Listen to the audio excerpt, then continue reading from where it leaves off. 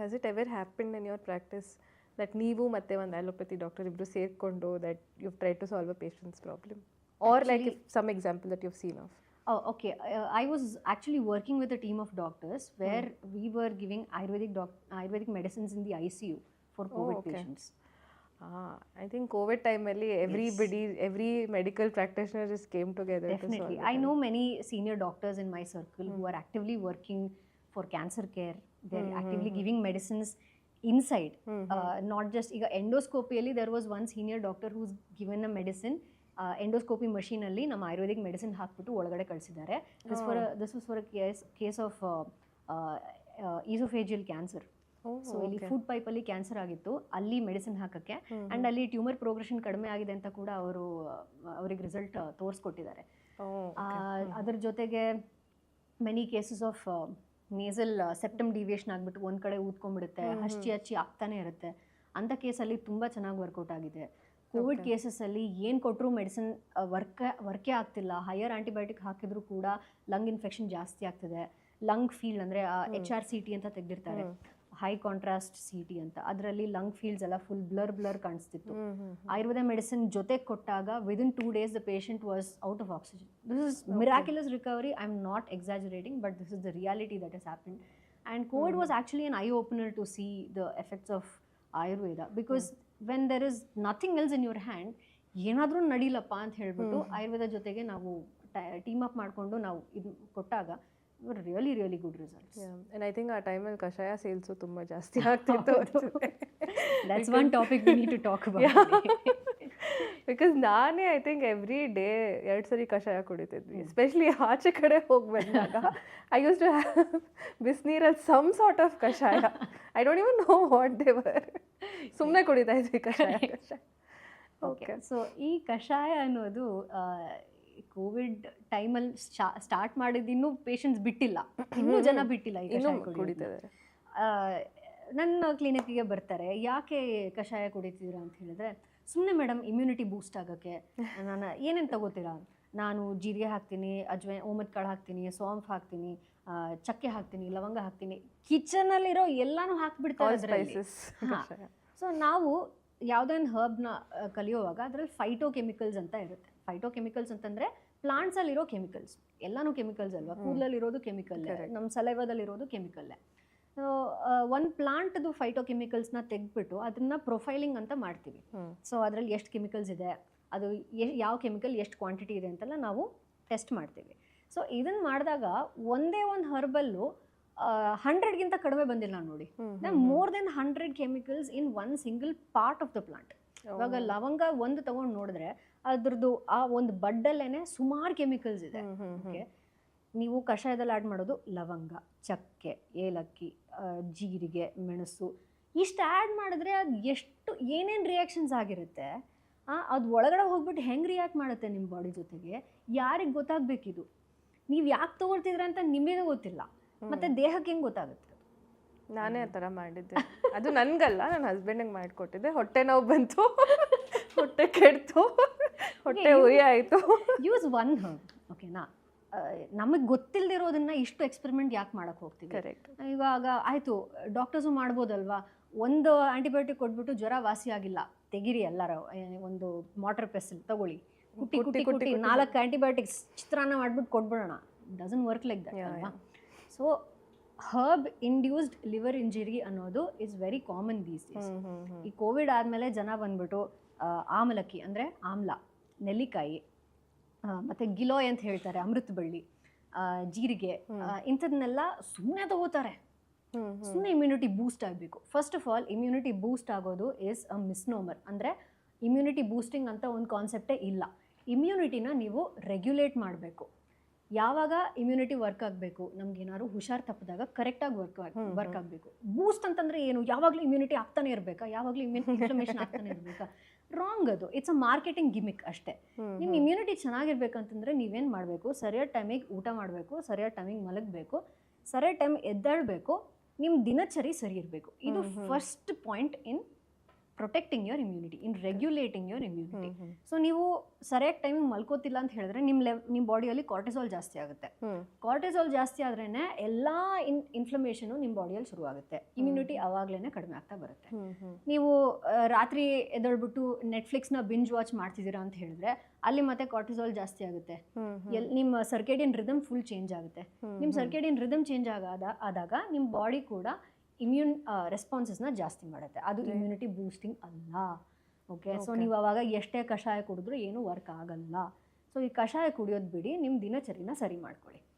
ಕಷಾಯ ಕುಡಿಯೋದ್ರಿಂದ herb induce liver injury ಅಂತ ಆಗ್ತಾ ಇದೆ. ಅದರಿಂದ ತುಂಬ ಹೆಪಟಾಲಜಿಸ್ಟ್ ಅಂದರೆ ಲಿವರ್ ಸಮಸ್ಯೆಗೆ ನಾವು ಯಾವ ಅಲೋಪತಿ ಡಾಕ್ಟರ್ನ ಅಪ್ರೋಚ್ ಮಾಡ್ತೀವಿ, ಸೊ ಲಿವರ್ ಡಾಕ್ಟರ್ಸು, ಅವರು ನಮ್ಮನ್ನು ತುಂಬ ಕ್ರಿಟಿಸೈಸ್ ಮಾಡ್ತಿದ್ದಾರೆ. ಆಯುರ್ವೇದದಿಂದ ಲಿವರ್ ಫೇಲ್ ಆಗ್ತಿದೆ, ಕಿಡ್ನಿ ಫೇಲ್ ಆಗ್ತಿದೆ, ನಮ್ಮ ಹತ್ರ ಎವಿಡೆನ್ಸ್ ಇದೆ ಅಂತ.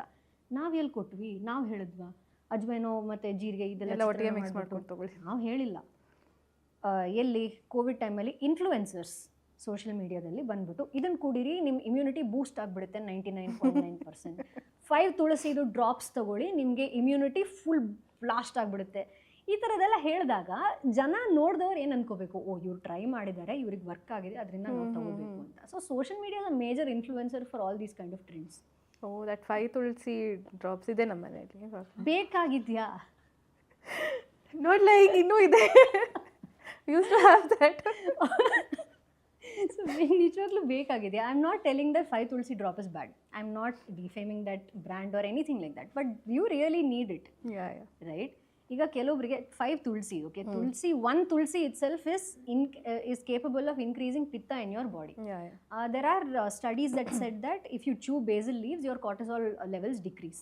Okay, but for a pitta person, according to Ayurveda, burnout, body heating and heat related inflammations ಬಾಡಿಯಲ್ಲಿ ಜಾಸ್ತಿ ಆಗುತ್ತೆ. ಇನ್ಫ್ಲಮೇಷನ್ಸ್ ಅಲ್ಲೂ ಟೈಪ್ ಇದೆ, ಓಕೆನಾ? ಕೆಲವೊಬ್ಬರಿಗೆ ಆಯುರ್ವೇದದ ಪ್ರಕಾರ ಕಫ ಜಾಸ್ತಿ ಇರುತ್ತೆ, ಕೆಲವೊಬ್ಬರಿಗೆ ಬಾಡಿ ಹೀಟ್ ಜಾಸ್ತಿ ಆಗುತ್ತೆ, ಕೆಲವೊಬ್ಬರಿಗೆ ಬಾಡಿಯಲ್ಲಿ ಡ್ರೈನೆಸ್ ಜಾಸ್ತಿ ಆಗುತ್ತೆ. ಸೊ ಇಂಥವ್ರಿಗೆ ಬೇರೆ ಬೇರೆ ಥರದ್ದು ಇನ್ಫ್ಲಮೇಷನ್ಸ್ ಇರುತ್ತೆ. ಸೊ ಈಗ ಪಿತ್ತ ಜಾಸ್ತಿ ಇರೋರಿಗೆ ಡ್ರಾಪ್ಸ್ ತಗೋ, ನಿಮ್ಗೆ ಇನ್ಫ್ಲಮೇಷನ್ ಸರಿಯಾಗುತ್ತೆ ಅಂತ ಹೇಳಿದ್ರೆ ಇಲ್ಲ, ಅವ್ರಿಗೆ ಜಾಸ್ತಿ ಆಗುತ್ತೆ. ನನ್ನದೇ ಕೇಸಲ್ಲಿ ಒಂದ್ಸತಿ ಏನಾಗಿತ್ತು, ನಾನು ಡಾಕ್ಟರು, ಬಟ್ ಹುಷಾರು ತಪ್ಪಿದಾಗ ಡಾಕ್ಟರ್ ಗಿಕ್ಟರ್ ಏನು ಮ್ಯಾಟರ್ ಆಗಲ್ಲ, ನಮ್ಮದು ತಲೆ ಎಲ್ಲ ಸರಿ ಇರೋದಿಲ್ಲ ಆ ಟೈಮಲ್ಲಿ. ಕರೆಕ್ಟ್. ಸೊ ನನಗೆ ಸಿಕ್ಕಾಪಟ್ಟೆ ಎಲ್ಲೋ ಟ್ರಾವೆಲ್ ಮಾಡಿ ಬಂದಮೇಲೆ ನಂಗೆ ತುಂಬ ಕೋಲ್ಡ್ ಆಗಿಬಿಟ್ಟಿತ್ತು. ಕೋಲ್ಡ್ ಇತ್ತು, ಗಂಟು ಕೆರ್ತಾ ಇತ್ತು ಅಂತ ಹೇಳಿಬಿಟ್ಟು I took ginger with honey. Okay, ginger honey ತಗೊಂಡಾಗ rationally what should happen? Cold ಕಡಿಮೆ ಆಗಬೇಕು, ಗಂಟ್ಲಲ್ಲಿ ಕಫ ಹೊರಗಡೆ ಬರಬೇಕು. ಕರೆಕ್ಟ್. ನನಗೆ ಉಲ್ಟಾ ಆಯಿತು. ನನ್ನ ಕೋಲ್ಡ್ ಜಾಸ್ತಿ ಆಯಿತು, ಕೆಮ್ಮು ಜಾಸ್ತಿ ಆಯಿತು, ಫೀವರ್ ಬಂತು, ನನಗೆ ಲಂಗ್ ಇನ್ಫೆಕ್ಷನ್ ಆಯಿತು, ಜಾಸ್ತಿ ಕಫ ಬರೋಕ್ಕೆ ಶುರುವಾಯಿತು. So one medicine will not work for everybody. ಒಂದೇ ಮನೆಯಲ್ಲಿ ನಾನು ಹೇಳಿದ್ನಲ್ವ, ಎಷ್ಟು ಟೈಪ್ಸ್ ಆಫ್ ಜನ ಇದ್ದಾರೆ, ಅವ್ರಿಗೆಲ್ಲರಿಗೂ ವರ್ಕ್ ಆಗಬೇಕು ಅಂತಿಲ್ಲ. ಸೊ 5 ತುಳಸಿ ಡ್ರಾಪ್ಸ್ ಬಂದ್ಬಿಟ್ಟು ನಿಮ್ಮ ಮಗುಗೆ ವರ್ಕ್ ಆಯ್ತು ಅಂತಂದ್ರೆ ನಿಮಗೆ ವರ್ಕ್ ಆಗಬೇಕು ಅಂತಿಲ್ಲ. It might probably cause liver injury to you. So ashwagandha also ಸ್ಟ್ರೆಸ್ಸಿಗೆ ಅಂತ ತುಂಬ ಜನ ತಗೊಳ್ತಾರೆ, ಬಟ್ ಅಶ್ವಗಂಧ ತಗೊಂಡ್ಬಿಟ್ಟು ಸ್ಟ್ರೆಸ್ ಜಾಸ್ತಿ ಆಗೋ ಜನ ಇದ್ದಾರೆ. ನಂಗೆ ಆ್ಯಕ್ಚುಲಿ ಅವ್ಯಾನ್ಗೂ ಅಶ್ವಗಂಧ ಕೊಡು ಅಂತ ಹೇಳಿದ್ರು. ಬೇಕಿದ್ಯಾ? ಸ್ವರ್ಣಪ್ರಾಶನದಲ್ಲಿ in my clinic I give ashwagandha. Okay, but it's not a daily ritual ಅಲ್ವಾ? To support your immunity, you need to live a life that is calming your body, that supports your body. Not take herbs. Herbs are medicine, and you need to treat medicine as medicine, not as food. The difference is missed now. Correct. Right? Spices are herbs. We use them as a part of daily diet. Alva? ಅದರಲ್ಲೇ ನಾವು ಸರಿಯಾಗಿ use ಮಾಡಿದಾಗ okay, but why do we have to consume herbs to support our living? We need to live healthy even without the support of herbs. That is the concept of immunity. That is what Ayurveda actually teaches us. We forgotten that.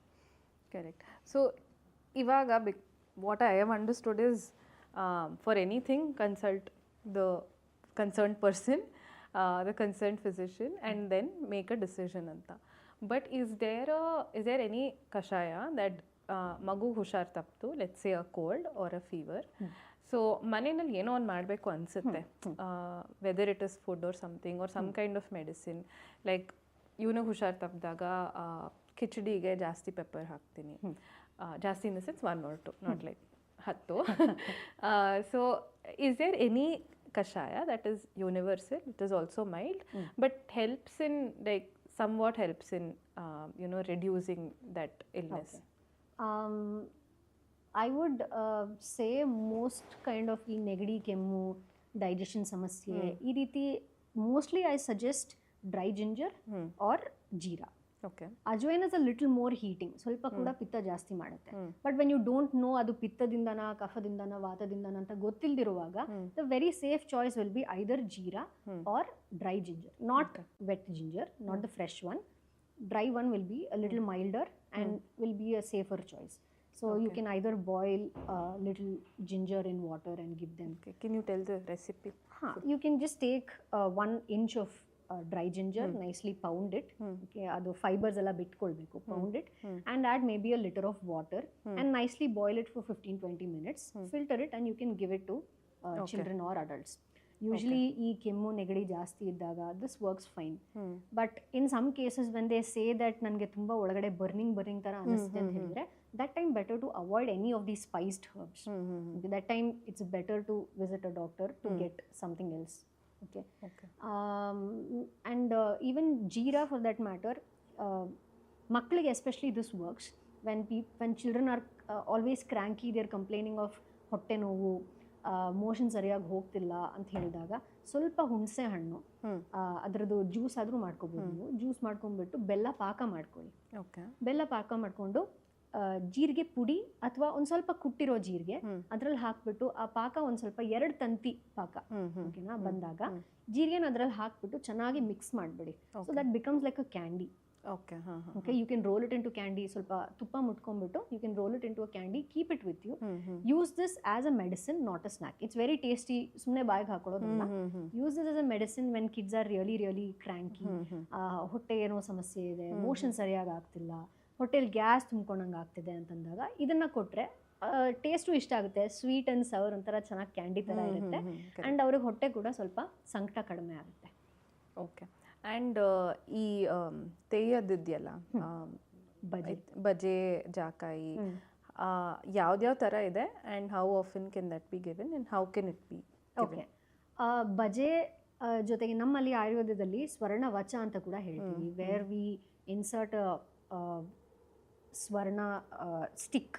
Okay, ಅದನ್ನ ಬಜೆ ಒಳಗಡೆ insert ಮಾಡಿಬಿಟ್ಟು ಅದನ್ನು ಬೆಳೆಸ್ಬಿಟ್ಟು ಅದನ್ನು ನಾವು use ಮಾಡೋದು, ಈ ರೀತಿ practice ಕೂಡ ಇದೆ. ಬಟ್ ಸ್ವರ್ಣ ಹೇಳಿದ್ರೆ ಸ್ವಲ್ಪ ಹದಗದಾಗ ಅನಿಸುತ್ತೆ. ಸೊ ಬಜೆನ ತೆಗೆದ್ಬಿಟ್ಟು ನಾವು ಕೊಡ್ಬೋದು. ಆ್ಯಕ್ಚುಲಿ ಹೇಳಕ್ಕೆ ಹೋದರೆ ಒಂದು ತಿಂಗಳಲ್ಲಿ 1 ವಾರ ಕೊಡಿ. C the response of the child. ಕೆಲವೊಬ್ಬರಿಗೆ ಈ ಕಫ ಆಗೋ ಟೆಂಡೆನ್ಸೀಸ್ ಜಾಸ್ತಿ ಇರುತ್ತೆ, ಅಂಥವ್ರಿಗೆ ಕೊಡ್ಬೋದು. Give it for 6 months, give it for 3 months first. Then you can stop it. Again, you can continue it later. Okay. If the kid is responding to it in a bad way, sometimes they get mouth ulcers. Sometimes they get loose motions because of that. Jwara barutte ಕೆಲವೊಬ್ಬರಿಗೆ. That is because the baje, jaikayi are very heating to the kid. So pitta prakriti ಮಕ್ಕಳು ಯಾರು ಇರ್ತಾರೆ ಅವ್ರಿಗೆ ಇದು ಸ್ವಲ್ಪ ಜಾಸ್ತಿ over ಅನ್ಸಿರ್ಬೋದು. So in that case, avoid that one. You can just give swarna prashna for them because that has a more balanced. ಸ್ವರ್ಣ will protect all doshas. ವಾತ ಪಿತ್ತ ಕಫ ಮೂರನ್ನೂ ಬ್ಯಾಲೆನ್ಸ್ ಮಾಡುತ್ತೆ. ಸೊ ಸ್ವರ್ಣ ಪ್ರಾಶನ ಅವ್ರಿಗೆ ಪ್ರಿಫರ್ ಮಾಡ್ಬೋದು. ಇಲ್ಲಾಂದರೆ ಅವ್ರಿಗೆ ಎಷ್ಟಿ ಮಧು ಕೊಡ್ಬೋದು, ಅಥವಾ ಇಲ್ಲಾಂದರೆ ಅವರಿಗೆ ನೆಲ್ಲಿಕಾಯಿ ಕೊಡ್ಬೋದು. But anything keep it in moderation. 3 months initially try ಮಾಡಿ ನೋಡಿ, then give a pause, again then try. ಇನ್ನೊಂದೇನೆಂದರೆ as a new mother and mother to a 3-year-old, ಸ್ಟಾರ್ಟಿಂಗಿಂದನೂ ಆ್ಯಂಗ್ಸೈಟಿ ಸ್ಟಾರ್ಟಿಂಗಿಂದನೂ ಬ್ರೆಸ್ಟ್ ಮಿಲ್ಕ್ ಇರ್ಬೋದು, ಸರಿಯಾಗಿ ಹೋಗ್ತಿದೆಯಾ ಇಲ್ವಾ, ಫಾರ್ಮ್ಯುಲಾ ಮಿಲ್ಕ್ ಇರ್ಬೋದು, ಸಾಲಿಡ್ ಶುರು ಮಾಡಿದಾಗ ಚೋಕಿಂಗ್ ಪ್ರಾಬ್ಲಮ್ ಇರ್ಬೋದು, ಎಲ್ಲ ಆ್ಯಂಗ್ಸೈಟಿ, ಇದು ಕೊಡ್ಬಾರ್ದಾ, ಎಕ್ಸ್ಪೆರಿಮೆಂಟ್ ಹೆಂಗೆ ಮಾಡೋದು, ಏನು ವರ್ಕ್ ಆಗ್ತಿದೆ ಏನು ವರ್ಕ್ ಆಗ್ತಿಲ್ಲ ಅಂತ. ಸೊ ಎಟ್ ದಿಸ್ ಪಾಯಿಂಟ್ ಏನಾಗಿದೆ ಅಂದರೆ ಏನು ಕೊಟ್ಟರು ಒಂದು ಸ್ವಲ್ಪ ಅಬ್ಸರ್ವ್ ಮಾಡಬೇಕು, ವರ್ಕ್ ಆಗ್ತಿದೆಯಾ ಇಲ್ವಾ, ಇದು ರೈಟಾ ಇಲ್ವಾ ಅಂತ. ಆನ್ ಟಾಪ್ ಆಫ್ ದಟ್ ಇನ್ನೊಂದೇನು ನನಗೆ ಪರ್ಸ್ನಲಿ ತುಂಬ ಆ್ಯಂಗ್ಸೈಟಿ ಡ್ರಿವೆನ್ ಅಂದರೆ, ಎಸ್ಪೆಷಲಿ ಅವ್ಯಾನ್ ಹುಷಾರು ತಪ್ಪಿದಾಗ ಆ್ಯಪಲ್ ಕೊಡ್ಬೋದಾ, ಬನಾನಾ ಕೊಡ್ಬೋದಾ, ಫ್ರೂಟ್ಸ್ ರಿಲೇಟೆಡ್ಡು. ಏಕೆಂದರೆ ಕೆಲವರು ಈಗ ನಮ್ಮ ಅಡುಗೆಯವರೇ ಇದ್ದಾರೆ, ಅವರು ಇಲ್ಲಮ್ಮ ಅಂದರೆ she is not that educated. So apple ಕೊಡೋಕೆ ಹೋದರೆ ಒಂಚೂರು ಉಪ್ಪಾಕ್ಬಿಟ್ಟು ಕೊಡಿ, ಶೀತ ಆಗಲ್ಲ. ಶೀತ ಇದ್ದಾಗ ಪೊಮೊಗ್ರೆನೇಟ್ ಕೊಡೋಕೆ ಹೋದರೆ ಇಲ್ಲಮ್ಮ ಕೊಡಬೇಡಿ, ಶೀತ ಜಾಸ್ತಿ ಆಗುತ್ತೆ, ಇಲ್ಲ ತುಪ್ಪ ಕೊಡಬೇಡಿ. ಸೊ ಈ ಹೀಟ್ ಆ್ಯಂಡ್ ಕೋಲ್ಡ್ ಇದೆಯಲ್ಲ, ಈ ಕೋಲ್ಡ್ ಆದಾಗ ಕೋಲ್ಡ್ ಪದಾರ್ಥ ಕೊಡಬೇಡಿ ಅಂತಾರೆ. ಇಲ್ಲ ಹೊಟ್ಟೆ ನೋವಾದಾಗ ಅಥವಾ ತುಂಬ ಈಗ ಪಾಟಿ ಮಾಡಕ್ಕೆ ಹೋದಾಗ ಪ್ರಾಬ್ಲಮ್ ಆಗ್ತಿದ್ದಾಗ ಹೀಟ್ ಪದಾರ್ಥ ಕೊಡಬೇಡಿ ಅಂತಾರೆ. ಆಮೇಲೆ ಎಳ್ನೀರು ಕೊಡಬೇಡ ಅಂತಾನೆ. ದ್ಯಾಟ್ ವಾಸ್ ಅ ಮೇಜರ್ ಇದು. ನನಗೆ ಎಳ್ನೀರಂತೂ ನಾನು ನವ್ಯಾನ್ಗೆ 3 years ತಂಗೆ ಕೊಟ್ಟೇ ಇರಲಿಲ್ಲ. ಬಿಕಾಸ್ ಯಾವಾಗ ಕೊಡಬೇಕು ಯಾವಾಗ ಕೊಡೋದು ಅಂತಲೇ ಗೊತ್ತಾಗ್ತಿರ್ಲಿಲ್ಲ. ಬಟ್ 3 years ಆದಮೇಲೆ ಅವನು ಕೊಟ್ಟಾಗ he likes it so much. Cold ಇದ್ದಾಗ್ಲೂ ಕುಡಿತಾನೆ, ಏನಾಗಲ್ಲ. ಸೊ ನನಗೆ 3 years ತನಕ ನಾನು ಯಾಕೆ ಕೊಟ್ಟಿರಲಿಲ್ಲ ಇವನಿಗೆ, ಅಥವಾ ಈ ಪೊಮೊಗ್ರೆನೇಟ್ ಮೇಲೆ ಉಪ್ಪು ಹಾಕ್ಬಿಟ್ಟು ಕೊಡಿ ಅಂತಾರೆ. ಸೊ ಕೋಲ್ಡ್ ಆಗಲ್ಲ, ಕಫ ಆಗಲ್ಲ ಅಂತ. ಇನ್ನೊಂದೇನೆಂದರೆ ಬಾಳೆಹಣ್ಣು ನನಗೆ, it is my mindset or something, I don't know, ನಂಗೆ ಕುಡಿದಾಗ ತಿಂದಾಗ ಬಾಳೆಹಣ್ಣು ಒಂಥರ ಕಫ ಆದಂಗೆ ಆಗುತ್ತೆ, ಸಮ್ ಗಂಟ್ಲಲ್ಲಿದು. ಸೊ ನನಗೆ ಅದಾಗೋದಿಲ್ಲ, ಅದಕ್ಕೆ ನನ್ನ ಮಗಂಗೂ ಆಗೋದಿಲ್ಲ ಅಂತ ಅವನಿಗೆ ಎಷ್ಟೊಂದು ಸರಿ ಬಾಳೆಹಣ್ಣೆ ಕೊಟ್ಟಿರಲಿಲ್ಲ. ಬಟ್ ಅವನಿಗೆ ಎಳ್ನೀರು ತುಂಬ ಇಷ್ಟ, ಬಾಳೆಹಣ್ಣು ತುಂಬ ಇಷ್ಟ, ಪೊಮೊಗ್ರೆನೇಟ್ ಕೂಡ ತುಂಬ ಇಷ್ಟ. ಸೊ ಇದನ್ನೇ ನಾನು ಬೇಡ ಬೇಡ ಬೇಡ ಬೇಡ ಬೇಡ ತಗೋಬೇಡ ಅಂತ. ಈ ಹೀಟ್ ಆ್ಯಂಡ್ ಕೋಲ್ಡ್ ಕಾನ್ಸೆಪ್ಟ್ ಇದೆಯಲ್ಲ, ಅದು ಸ್ಟಾರ್ಟಿಂಗಿಂದಾನು it is so confuse me so much. Doctor ಹತ್ರ ಹೋದರೆ ಹೇಳ್ತಾರೆ ಆ್ಯಪಲ್ ಕೊಡಿ, ಫ್ರೂಟ್ಸು ಪೊಮೊಗ್ರೆನೇಟ್ ಕೊಡ್ಬೋದಾ, ಆ್ಯಪಲ್ ಕೊಡಿ, ಎಲ್ಲ ಕೊಡಮ್ಮ, ಯಾಕಮ್ಮ ಇಂಡಿವಿಜುವಲ್ ಆಗಿ ಬಂದು ಕೇಳ್ತಿದ್ಯಾ ಅಂತ ಬೈತಾರೆ ನನಗೆ. ಮನೆಯಲ್ಲಿ ಈಗ ನನ್ನ ಇನ್ಲಾಸ್ ಇರ್ಬೋದು, ನಮ್ಮ ಅಮ್ಮ ಇರ್ಬೋದು, ಯಾಕೆ ಕೊಡ್ತಿದ್ಯಾ ಆನ್ ಟಾಪ್ ಆಫ್ ದಮ್ ನಮ್ಮ ಅಡುಗೆಯವರು, ಆನ್ ಟಾಪ್ ಆಫ್ ದಮ್ ನನ್ನ ಕೆಲಸದವರು, ಇಲ್ಲ ಮೇಡಮ್ ಕೊಡಬೇಡಿ ಅವೆಲ್ಲ. ಸೊ ಏನು ಕೊಡಲಿ ಎಕ್ಸಾಕ್ಟಾಗಿ, ಹಾಗೆ ಇರಲಿ ಪರವಾಗಿಲ್ಲ, ಅದು ಹೇಳ್ತಾರೆ ಹಸಿಯೇ ಮದ್ದು ಅಂತ, ಹಸುಕೊಂಡಿರಲಿ ಬಿಡು, ಏನು ಮಾಡೋಕ್ಕಾಗತ್ತೆ ಅಂತ. ಸೊ ಈ ಕಾನ್ಸೆಪ್ಟ್ ಏನಿದೆ ಅನ್ನೋದು ನನಗೊಬ್ಬಳಿಗೆ ಅಲ್ಲ, ಎಷ್ಟೊಂದು ಜನಕ್ಕೆ ತುಂಬ ಕನ್ಫ್ಯೂಷನ್ ಇದೆ. ಅಡ್ವೈಸ್ ಕೊಡೋರಿಗೂ ಕನ್ಫ್ಯೂಷನ್ ಇದೆ ಅನ್ಸುತ್ತೆ. ಖಂಡಿತ ಖಂಡಿತ. So if you can elaborate. Definitely. So this is very important to be addressed at this point. Whenever ನಮ್ಮ ಹುಷಾರು ತಪ್ಪಿದಾಗ the main agenda is we shouldn't promote nutrition. ನಾವೇನು ಅನ್ಕೋತೀವಿ, ಮಗುಗೆ ಜ್ವರ ಬಂದಿದೆ ಅಥವಾ ನೆಗಡಿ ಕೆಮ್ಮು ಆಗಿದೆ, ತುಂಬ ಸುಸ್ತಾಗಿದ್ದಾರೆ ಅಂತ ಹೇಳಿದ್ರೆ, ಅಯ್ಯೋ ಸುಸ್ತಾಗಿದೆ, ತಿನ್ನು ಪುಟ್ಟ ಅಂತ ತಿನ್ನಿಸ್ತೀವಿ. ಅವ್ರ ನಾಲ್ಗೆಯಲ್ಲಿರೋ ಟೇಸ್ಟ್ ರಿಸೆಪ್ಟರ್ಸೇ ವರ್ಕ್ ಆಗ್ತಿರಲ್ಲ ಸರಿಯಾಗಿ. ಯಾಕಂದರೆ ಅವ್ರ body is shutting down, saying ನನಗೆ ಇನ್ನೂ ಏನೂ ಡೈಜೆಸ್ಟ್ ಮಾಡ್ಕೊಳಕ್ಕಾಗಲ್ಲ, ನನಗೇನೂ ಕೊಡಬೇಡ, I just want rest. So digestion is the main is one of the main aspects of immunity. ಗಟ್ಟಲ್ಲಿ ಇನ್ಫ್ಲಮೇಷನ್ ಶುರುವಾಗಿದೆ ಅಂತ ಹೇಳಿದ್ರೆ ಅದು ಫುಲ್ ಬಾಡಿ ಹರಡುತ್ತೆ. ಓಕೆ, ಗಟ್ಟಲ್ಲಿ ನಾವು ಅಗ್ನಿ ಅಂತ ಹೇಳ್ತೀವಿ. ದಿ ಎಂಟೈರ್ ಡೈಜೆಸ್ಟಿವ್ ಕಾಂಪೊನೆಂಟ್ನ ಆಯುರ್ವೇದದಲ್ಲಿ ಅಗ್ನಿ ಅಂತ ಹೇಳ್ತೀವಿ. ಸೊ ಈ ಅಗ್ನಿ ಸರಿ ಇಲ್ಲ ಅಂತ ಹೇಳಿದ್ರೆ ಯಾವುದೂ ಸರಿಯಾಗಿ ವರ್ಕ್ ಆಗಲ್ಲ. Some days you might have just felt, ನಿಮಗೆ ವಾಶ್ರೂಮ್ ಹೋಗಿರಲ್ಲ ನೀವು, the whole day you will feel somewhat dull. Okay, right. Like ಇಲ್ಲಾಂದರೆ ನಿನ್ನೆ ರಿಸೆಪ್ಷನ್ಗೆ ಹೋಗಿರ್ತೀರಾ, ರಾತ್ರಿ ಏನಾದ್ರು ಚೆನ್ನಾಗಿ ಬ್ಯಾಟಿಂಗ್ ಮಾಡಿ ಬಂದಿರ್ತೀರಾ, ಬೆಳಗ್ಗೆ ಎದ್ಬಿಟ್ಟು ನೋಡಿದ್ರೆ ಏನೋ ಒಂಥರ ಸುಸ್ತು. ಅದೇನು ಅಂತ ಹೇಳೋಕ್ಕಾಗಲ್ಲ, ಬಟ್ ಏನೋ ಒಂಥರ ಸುಸ್ತು, ಊಟ ತಿನ್ನಕ್ಕೆ ಅನ್ನಿಸ್ತಿರಲ್ಲ. Your favourite food will feel ಹೊಟ್ಟೆ ಭಾರ ಅನಿಸುತ್ತೆ, ನಿಮ್ಗೆ ಇಷ್ಟ ಆಗ್ತಿರಲ್ಲ. So that is when your agni is bad ಅಂತ ಅರ್ಥ. ಯೂಶ್ವಲಿ ಆಯುರ್ವೇದಲ್ಲಿ ಹೇಳೋದು in all diseases agni is the main ಕಾರಣ. ಓಕೆ, ಆ್ಯಂಡ್ ಅಗ್ನಿ ಹಾಳಾದಾಗ ನೆಕ್ಸ್ಟು ಆಗೋದು ಪ್ರಾಪರ್ ಡೈಜೆಷನ್ ಆಗದೆ ಇರೋದು, ಇಂಡೈಜೆಷನ್ ಆಗುತ್ತೆ. ಸೊ ಇಂಡೈಜೆಷನ್ ಆದಾಗ body will shut down saying ಆಗಲೇ ಇಲ್ಲಿ ಮಟೀರಿಯಲ್ ಡೈಜೆಸ್ಟ್ ಆಗಿಲ್ಲ, ಇನ್ನೂ ಹಾಕ್ಬೇಡಮ್ಮ ಜಾಸ್ತಿ. So what happens, fruit are many heavy vegetables, extra fat, all these tasty stuff which is heavy to eat, paneer, ಇದೆಲ್ಲ ಬಂದ್ಬಿಟ್ಟು ತುಂಬ ನ್ಯೂಟ್ರಿಟಿವ್ ಇದೆ, they are heavy to digest. So whenever they are sick, it's better not to use any such nutritive things. You give them a rest. Once they are okay, our ಏನು cold ಅಥವಾ fever ಅದರಿಂದ ಹೊರಗಡೆ ಬಂದಮೇಲೆ there ಅಗ್ನಿ will be back on track. ಅವಾಗ ನೀವು ಫ್ರೂಟ್ಸೇ ಇರಲಿ ಏನೇ ಇರಲಿ ಕೊಡ್ಬೋದು. Okay, so the question is, ನಾವು ಹುಷಾರಿಲ್ದಿರುವಾಗ ಫ್ರೂಟ್ಸ್ ಕೊಡ್ಬೋದಾ ಅಂತಂದರೆ ಬೆಟರ್ ಟು ಅವಾಯ್ಡ್. ಯಾಕಂದರೆ the body is not asking for nutrition, the body is asking for rest. Machine overload ಆಗಿರುವಾಗ ನೀವು ಮತ್ತಷ್ಟು ಲೋಡ್ ಹಾಕಿದಂಗೆ ಆಗುತ್ತೆ. Okay, that is the first thing. Second thing is, can they eat fruits? What fruits can they eat? It's purely based on trial and error. Okay. I might not be a human mother, but I'm a dog mother. So when I'm trying new foods to my dog, she's a beagle, so she's also very inquisitive. ಅವಳಿಗೆ ಹೊಸ food ಅಂತಂದರೆ ತುಂಬ ಇಷ್ಟ. She's very very curious. ಬರ್ತಾಳೆ, ಮೂಸ್ ನೋಡ್ತಾಳೆ, ಏನಾದ್ರು ಕೊಟ್ಟು ನೋಡಿ, ಅದು ಕೊಟ್ಟಾದ್ಮೇಲೆ ಅವಳು ಏನಾದ್ರು ವಾಂತಿ ಮಾಡಿದ್ಲಾ, ಅವಳಿಗೆ ಭೇದಿ ಆಯಿತಾ, ಅವಳ ಮೈ ಮೇಲೆ ರ್ಯಾಷಸ್ ಬಂತಾ, ಇದನ್ನೆಲ್ಲ ಅಬ್ಸರ್ವ್ ಮಾಡ್ತಿರ್ತೀನಿ. ಅಟ್ಲೀಸ್ಟ್ ಮಕ್ಕಳು ತೋರಿಸ್ತಾರೆ, ಹೊಟ್ಟೆ ನೋವು ಅಂತಂದರೆ ಹೊಟ್ಟೆ ಹಿಡ್ಕೋತಾರೆ, ಮಲಗ್ತಾರೆ. Dogs don't show anything. So it is important for us to keep observing. Introduce ಮಾಡಿದ್ಮೇಲೆ ಅವ್ರು ಹೇಗೆ ರಿಯಾಕ್ಟ್ ಮಾಡ್ತಿದ್ದಾರೆ ಅಂತ. ಆ್ಯಂಡ್ ಅದಕ್ಕೆ ಅಂತ ಹೇಳ್ಬಿಟ್ಟು ಹೊಸ ಫುಡ್ಸ್ನ ಇಂಟ್ರೊಡ್ಯೂಸ್ ಮಾಡದೇ ಇರೋದು ತಪ್ಪು. We need to make sure that kids are introduce to new foods, because ಅವರು ಹಿಂದಿನ ಕಾಲದಲ್ಲಿ they were confine to that geographical region. ಮನೆ ಅಂತಂದರೆ ಮನೇಲಿರ್ತಾರೆ, ಹೊಲ ನೋಡ್ಕೋತಾರೆ, ಗದ್ದೆ ನೋಡ್ಕೋತಾರೆ, ಅಷ್ಟೇ ಇತ್ತು ಅವ್ರದ್ದು ಊರು, ಅವ್ರ ಓಡಾಟ ಅನ್ನೋದು. ಬಟ್ ಈಗಿನ ಕಾಲದ ಮಕ್ಕಳು ಅವರು ಓದೋದು ಮತ್ತೊಂದು ಕಡೆ, ಅವ್ರ ಕೆಲಸ ಮಾಡೋದು ಮತ್ತೊಂದು ಕಡೆ, ಬೇರೆ ಬೇರೆ ರೀತಿ ಲೈಫ್ ಸ್ಟೈಲ್ಸ್ ಇರುತ್ತೆ. ಹೊರಗಡೆ ರೆಸ್ಟೋರೆಂಟ್ಸಿಗೆ ಹೋದರೆ ಬೇರೆ ಬೇರೆ ಹೊಸ ಇಂಗ್ರೀಡಿಯೆಂಟ್ಸ್ ಇರುತ್ತೆ. ಸೊ ಇದನ್ನೆಲ್ಲ ನಾವು ಚಿಕ್ಕ ವಯಸ್ಸಿಂದಾನೇ ಗಟ್ಟು ಡೆವಲಪ್ ಆಗ್ತಿರುವಾಗಲೇ ಒಂದೊಂದಾಗಿ ಇಂಟ್ರೊಡ್ಯೂಸ್ ಮಾಡ್ತಾ ಬರಬೇಕು. ಬಟ್ ಅದನ್ನೇ ಮೇನ್ ಫುಡ್ ಆಗಿ ಇಟ್ಕೊಳ್ಳೋದಲ್ಲ. ನಮ್ಮ ಸ್ಟೇಪಲ್ ಫುಡ್ ಇರೋದು ರೈಸು, ರಾಗಿ, ಗೋಧಿ, ಈ ಮೂರು ಇಟ್ಕೊಳ್ಳೋಣ.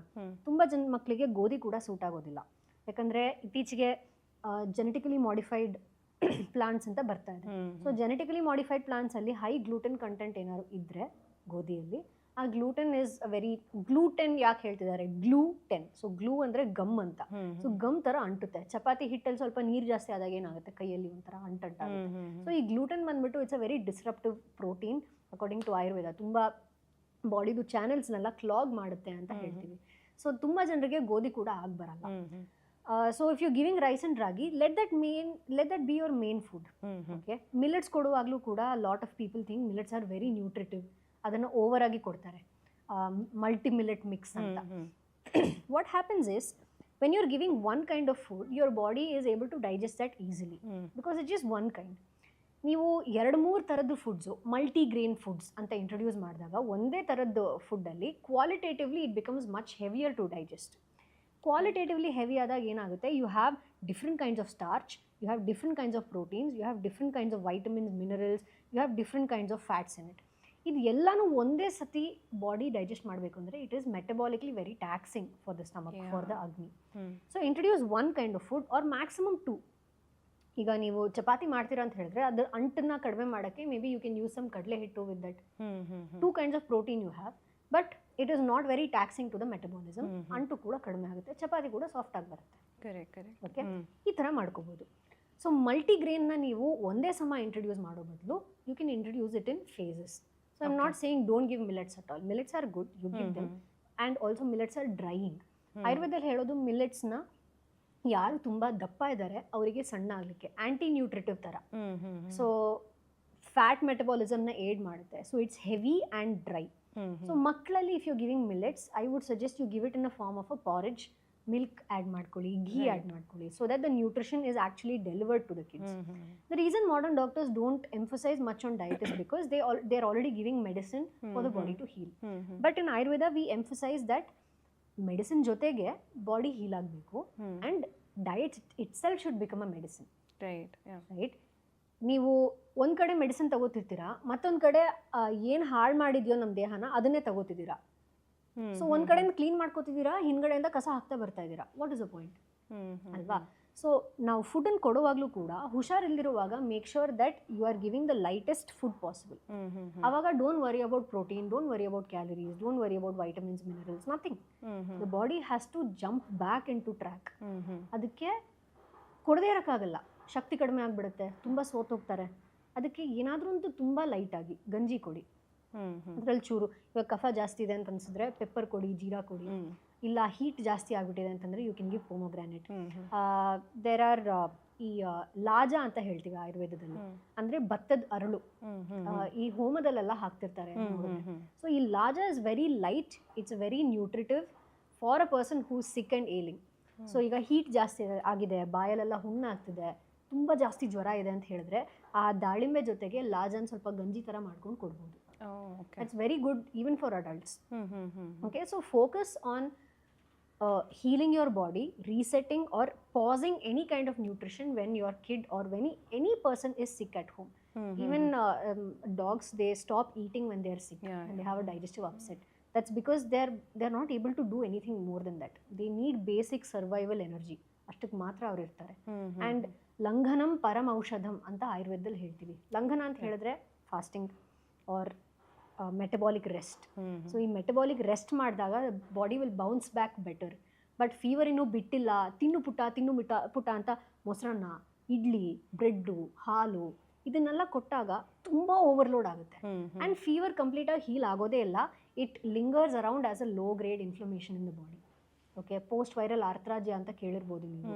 ಅಂದರೆ ಚಿಕನ್ ಗುನ್ಯ ಎಲ್ಲ ಆದಮೇಲೆ ಮೊಣಕಾಲು ನೋವು ಬರೋದು, ಅಥವಾ ಫೀವರ್ ಆದಮೇಲೆ ಆಫ್ಟರ್ ಒಂದು period of fever they get repeated fevers, ಎಲ್ಲ ಪದೇ ಪದೇ ಹುಷಾರು ತಪ್ಪೋದು, ತಿಂಗಳಿಗೊಂದ್ಸತಿ ಜ್ವರ ಬರೋದು ಅಂತೆಲ್ಲ ಹೇಳ್ಕೊಂಡು ಬರ್ತಾರೆ.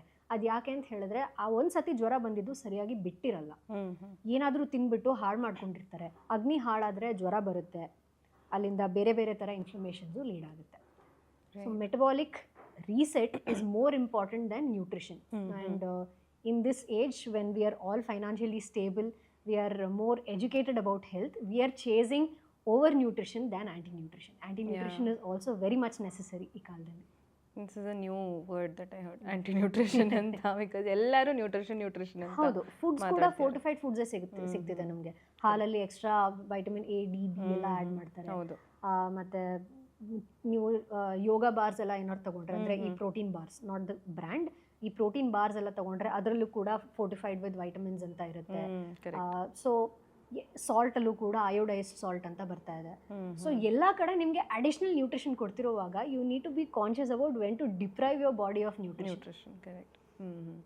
ನೀವು ಆ ಲಂಗಣಂ ಪರಮೋಷಣಂ ಅಂತ ಹೇಳಿದಾಗ ನನಗೆ ನಮ್ಮಮ್ಮ ಅದನ್ನ ಯಾವಾಗಲೂ ಹೇಳೋರು. ಅವ್ರು ಯಾವಾಗ ಹೇಳ್ತಿದ್ರು, ಟ್ಯಾಬ್ಲೆಟ್ ತೊಗೊಳಕ್ಕಿಂತ ಮುಂಚೆ ಏನಾದರೂ ತಿನ್ನಮ್ಮ ಒಂದು ಸ್ವಲ್ಪ ಅಂತ. ಅವ್ರಿಗೆ ಹುಷಾರಿಲ್ಲದೆ ಇದ್ದಾಗ, ಇಲ್ಲ ಲಂಗಣಂ ಪರಮೌಷಧಂ, ನಂಗೆ ಏನು ಬೇಡ. ಕರೆಕ್ಟ್. ಅದನ್ನ ನೆಗೆಟಿವ್ ಆಗಿ ಯೂಸ್ ಮಾಡೋರು ಇದ್ದಾರೆ. ಏನು ಬೇಡ. For her it is like fasting, Tuesday fasting, Thursday fasting, ಅದು ಯಾವುದೋ ದೇವ್ರದ್ದು ಫಾಸ್ಟಿಂಗ್, ಸ್ಯಾಟರ್ಡೇ ಇನ್ಯಾವುದೋ ದೇವ್ರದ್ದು. ಸೊ ಅದಕ್ಕೆ ಟ್ಯಾಬ್ಲೆಟ್ ತೊಗೋಬೇಕಾದ್ರೂ ಅದೊಂದು ಸೇಯಿಂಗ್ ಹೇಳ್ಬಿಡೋರು ಅವರು. And then she is like ಇಲ್ಲ ಹಿಂಗೆ ಒಂದು ಪಾಯಿಂಟ್ ನಾನು ಆ್ಯಡ್ ಮಾಡಬೇಕು ಅಂತ ಅನ್ಕೋತೀನಿ. ಸೊ ಎಲ್ಲ ಕಡೆ ಫಾಸ್ಟಿಂಗ್ ಅನ್ನೋ ಕಾನ್ಸೆಪ್ಟು ತುಂಬ ಬೂಮ್ ಆಗ್ತಿದೆ ಅಂತ ಹೇಳ್ಬಿಟ್ಟು I did a small experiment on my self. Okay, so I am a person who is very hungry usually. Okay, ಬೆಳಗ್ಗೆ 9 ಗಂಟೆಗೆ ತಿಂದರೆ ಮತ್ತೆ 11 ಗಂಟೆಗೆ ಹಸಿವಾಗುತ್ತೆ, ಈ ಥರ. Okay, and I started getting this paranoia saying, ಅಯ್ಯೋ ನಾನು ಇಷ್ಟು ತಿಂತಾ ಇದ್ದೀನಿ, ನನಗೇನಾದ್ರು ಡಯಾಬಿಟೀಸ್ ಬಂದ್ಬಿಡುತ್ತಾ. In spite of being a doctor, you know that extra social media influence that just hits you, just unconsciously creeps into you, and one fine day ಅಯ್ಯೋ ನನಗೇನೋ ಆಗ್ಬಿಡುತ್ತೆ ಅನ್ನೋ ಒಂದು ಭಯ ಇರುತ್ತೆ. Even for a doctor. Okay, it's very important to stay very conscious about what you are feeding yourself with. And all these algorithms, Instagram irli, YouTube irli, Facebook irli, the algorithm hits you that way. If you watch a video about metabolism and like it, all the other 10 videos that come to you are related to metabolism. The ads also, brands exactly. ನಾನು ಯಾವ್ದಾದ್ರು ಒಂದು jacket ನೋಡ್ಬಿಟ್ಟು ಒಂದಿನ like ಹೊಡೆದೆ ಅಂತ ಹೇಳಿದ್ರೆ ಮಾರನೇ ದಿನದಿಂದ ಜಾಕೆಟೇ ಬರ್ತಾ ಇದೆ. ನಾನು ಬೇಡ, ಜಾಕೆಟ್ ಸಮ್ಮರ್ ಬಂದ್ಬಿಟ್ಟಿದೆ, ಬೇಡ. ರೈಟ್. ಸೊ ಈ ಥರ ಇರುವಾಗ one fine day I was struck in this paranoia. I thought okay fine, fasting ಅಲ್ವಾ, ಫಾಸ್ಟಿಂಗ್ ಟ್ರೈ ಮಾಡೋಣ, ನನಗೆ ವರ್ಕೌಟ್ ಆಗುತ್ತಾ ನೋಡೋಣ ಅಂತ ಹೇಳ್ಬಿಟ್ಟು I thought I eat twice a day. Because I don't want to quit eating and all. I know that I can't do that. Ekadashi fasting kuda everybody say it's very good, but ನನ್ನ ಕೈಲಿ ಆಗಲ್ಲಪ್ಪ, I will heat fruits ಅಂತ ಹೇಳ್ಬಿಟ್ಟು ದೇವರಿಗೆ ಕ್ಷಮೆ ಕೇಳ್ಕೊಂಡು ನಾನು ಮಾಡ್ತೀನಿ. So ಏನಾಗುತ್ತೆ, ಫ್ರೂಟ್ಸ್ ತೊಗೊಂಡಾಗಲೂ ಕೂಡ I can't tolerate my hunger, it's just too much, right. So ಒಂದಿನ I thought I will eat twice a day. ಬೆಳಗ್ಗೆ ಒಂದು ಸತಿ around 10 o'clock I had my breakfast. By afternoon 1 o'clock or 2 o'clock I was trembling, I was sweating. It was literally all signs of clinical hypoglycemia. ಅಂದರೆ blood sugar, ಈ sugar ಪೇಷಂಟ್ಸ್ಗೆಲ್ಲ blood sugar low ಆದಾಗ ತಲೆ ಸುತ್ತ ಬಂದು ಬಿದ್ದುಬಿಡ್ತಾರೆ. So I think hallucinations ಆಗುತ್ತೆ. Exactly. So ನನಗೆ ಆ ಥರ ನನ್ನ ನಡಿಯೋಕ್ಕಾಗ್ತಿಲ್ಲ, ಚೇರಿಂದ ಎದ್ದೇಳೋಕ್ಕಾಗ್ತಿಲ್ಲ. And this happen in my clinic. So ಅವಾಗ ನಾನು ಲಕ್ಕಿಲಿ ಸ್ವಿಗ್ಗಿ ಝೊಮ್ಯಾಟೊ ಇರೋದು ಲೈಫ್ ಸೇವರ್. ಎಸ್. ಸೊ ಅವಾಗ I ordered some sugar thing, I ordered some Snickers or something and I had it and I was a little okay. And anivaryavagi some days I'm having to skip meals because of overwork. Aa time alli I just can't take it. It's too taxing on my body. So fasting is not a concept that suits everybody. Correct. Yeah, people who are able to withstand that metabolic shift are good for fasting. Especially when people are obese and or people who have high blood sugar. For them, controlled fasting is what is required. The body needs to shift efficiently from using sugar to using fats. A fat metabolism ge shift ago ಒಂದು period idalva, that is when all of these reactions happen. For some people the shift is very smooth. For some people the shift is very drastic, and that's when all these kind of palpitations, so ಈ ಥರ symptoms ಎಲ್ಲ ಸಿಗೋದು. So children especially do not tolerate this well at all because they're just developing alva ಅವ್ರಿಗೆ Yeah, but ಇಷ್ಟೆಲ್ಲ I think the way that they show it is very different. ಇಡೀ ದಿನ ಏನೋ ತಿಂದಿಲ್ಲ ಅಂದ್ರೂ they're hyperactive. they're They're active. cranky. Exactly. But they don't want to eat anything. They love fasting, I think. They don't want to eat anything throughout the day. You give them something tasty, they'll eat it. ಅದೇ junk and chips chocolate ಅವೆಲ್ಲ ಕೊಟ್ಟರೆ they eat. Correct. But ಅದು ಕೊಡಲ್ಲ ಇದು ಕೊಡಲ್ಲ ಅಂದರೆ ಬೇಡ ಏನು ದೇ ಫಾಸ್ಟ್. ಎನರ್ಜಿ ರಿಸರ್ವ್ಸ್ ಮಕ್ಕಳಲ್ಲಿ ಸ್ವಲ್ಪ ಕಡಿಮೆ ಇರುತ್ತೆ. So that is why we need to make sure that we are not depriving them completely of food. And in adults this is a problem. So not all adults are good at fasting. So if you tolerate fasting well, ನೀವು ನಿಮ್ಮ friend ಹತ್ರ ಹೋಗ್ಬಿಟ್ಟು ನೀನು ಸ್ವಲ್ಪ fasting ಮಾಡು, ನಾವು ಇಬ್ರು ಮಾಡೋಣ, ಬಿಕಮ್ ಫಾಸ್ಟಿಂಗ್ ಬಡೀಸ್ ಅಂತ ಹೇಳಿದ್ರೆ probably that person will suffer. Right? So fasting ಮಾಡೋಕ್ಕೆ ಮುಂಚೆ ಇದನ್ನೆಲ್ಲ ಯೋಚನೆ ಮಾಡಬೇಕು. And very very frequent fasting, ವಾರದಲ್ಲಿ 3 ಸತಿ ಎಲ್ಲ ಮಾಡೋದು not necessary. If you're living a very modest, nice life, you don't have to fast thrice a day. Amma, for you. if she listens to the podcast, I'll make sure at least e section nodli anta. But she's 60 plus. I don't think she'll listen. Oh yeah. She's crossed that age. She's become my son now. Of course. Both of them don't listen. Both of them are cranky. ಹೇಳ್ತಾರಲ್ಲ ವಯಸ್ಸು ಆಗ್ತಾ ಇದ್ದಂಗೆ ಮಕ್ಕಳಾಗ್ತಾರೆ ಅಂತ ಆ ಥರ. ಈಗ 1 sip question round ಅಂತ last segment. After this we can ಚೆನ್ನಾಗಿ ಹೋಗ್ತೀನಿ ಅಷ್ಟವಾಗ್ತಿದೆ. So basically I ask you question. ನೀವು ಎಕ್ಸ್ಪ್ಲನೇಷನ್ ಕೊಡಬೇಕು because this is of course Ayurveda ಇದು. So in case you want to give a 1 line explanation you can, but if it is a yes or no, direct yes or no, you can tell yes or no. Definitely. Okay, the first question is banana causes phlegm. Sometimes yes, sometimes no. Okay. People who are prone to mucus issues, babies who are prone to mucus issues, ಅವ್ರಿಗೆ ಸ್ವಲ್ಪ ಚಳಿ ಶೀತ ಬರ್ಬೋದು. But for others it's fine. But again in moderation. Okay. And people say avoid curd at night. Yes, please avoid curd at night. Curd is heating, but still it is ಅಂದರೆ ತುಂಬ heavy to digest. Causes a lot of clogging. Okay. Next is ghee increases kapha, phlegm. Okay. Ghee is again a very mucus like thing. Not mucus, ಅಂದರೆ ಕಫ ಜಾಸ್ತಿ ಮಾಡುವಂಥದ್ದು. So ಜಾಸ್ತಿ mucus issues ಇರೋರಿಗೆ ಜಾಸ್ತಿ ಘೀ ತಗೊಂಡ್ರೆ definitely yes. Okay. Next is cold weather causes fever. Not for everybody. Lot of people are comfortable with cold weather. People who are very sensitive to cold, ಅವ್ರಿಗೆ fever ಬರ್ಬೋದು. Okay. And completely stop fruits if you have cold. If you have cold, warming fruits are fine. Maybe something like orange, but ಸೀತಾಫಲ ಇಂಥದ್ದು cold ಫ್ರೂಟ್ಸ್ನ avoid ಮಾಡೋದು ಒಳ್ಳೆಯದು. Okay. And eating less causes problem to your immunity. Eating less is one of the best things you can do to your immunity. I'll start fasting. Control fasting. Next question is force feeding builds immunity anta. Force feeding is the worst thing you can do to your child. Yeah, when their immunity is low is when they don't want to eat. But ಹುಷಾರಿಲ್ದಿರೋವಾಗ when you force feed them immune activation ಇನ್ನೂ ಜಾಸ್ತಿ ಆಗುತ್ತೆ. your body will start fighting against it even more. Okay. Next question is, I think, major myth. Chubby baby is equal to strong baby or kid. No, chubby babies are not necessarily strong. Some babies are chubby by genetics or by their prakriti anta now what we tell in Ayurveda. But even if a baby is not chubby and active, it's fine. That's how they are. Next is, and I think this is coming from the West, packed drinks are also a necessary, or these packed pouches ಇವಾಗ ಬರ್ತಿದೆಯಲ್ಲ, which you get in other countries like Dubai, America nalla, these packed I think this is squashed food and all. So those are also necessity, especially when you're traveling.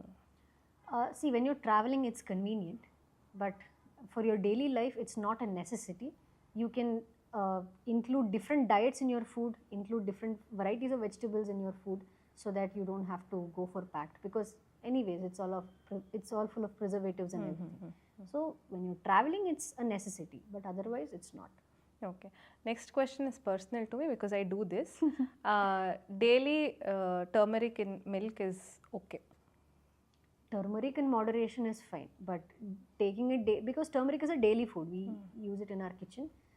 But too much turmeric will cause liver stress. It will cause something called as reductive stress. Okay So oxidative stress anta naven heltive, it causes cancer and other things. Is when antioxidants are not working enough, there is oxidative stress. But when you take in too many antioxidants, it causes reductive stress, the exact opposite. That is Okay. also not good. Okay and I think you already answered this but ajwain water prevents cold. More than ajwain, I would say dry ginger, but then it doesn't prevent cold when you're supposed to get cold inevitably. It helps you get recovered from cold better. Okay Unnecessarily drinking ginger water will heat up your body too much, and that will also cause some other problem. Okay and regular kadha or kashaya? No. Herb related, herb induced liver injury. Keep this one thing in mind, herbs are also chemicals, so no. Okay. Next question is, sorry. Question is over sanitizing weakens immunity. Definitely, there's something called hygiene hypothesis. When kids are not exposed to outside pathogens, they become more weaker later in life because their acquired immunity is not trained to deal with such a stressful environment. Okay. And I think this is something that we used to do, but kids nowadays don't do it. Avoiding mud, playing in the mud. Mud is definitely necessary for kids. That's where a lot of pathogen pool is there. So make sure that your kid doesn't put their hand in the mouth as soon as they touch the mud. But they need to play because their skin needs to come in touch with that. Their skin becomes more tougher. Their general immunity develops when they play in mud. Okay. Next question is a debate between me and my husband. ತುಂಬ debate ಮಾಡ್ತೀವಿ. AC causes cold. Yes. AC is clogging your sweat pores. It prevents you from sweating, right? But I understand it's a necessary where the weather is very, very hot and you really can't tolerate it. You might end up in a heat stroke.